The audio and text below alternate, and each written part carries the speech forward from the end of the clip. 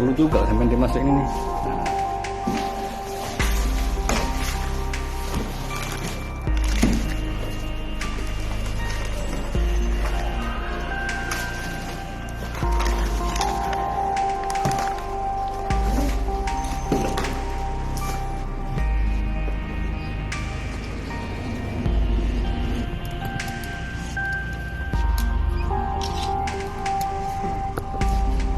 Perkembangannya kita telah berhasil mengamankan 17 orang tersangka, kemudian dengan jumlah barang bukti yaitu sabu seberat kurang lebih 2 kilo 9,6 gram, kemudian inek atau ekstasi sebanyak 2001 butir.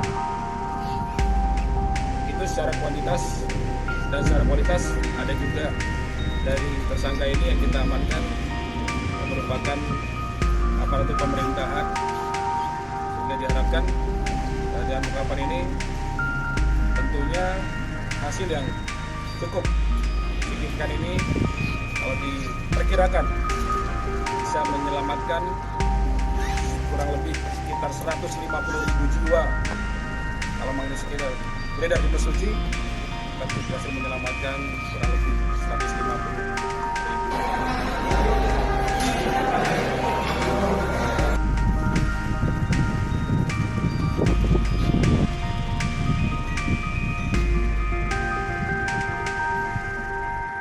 Jangan lupa subscribe ya.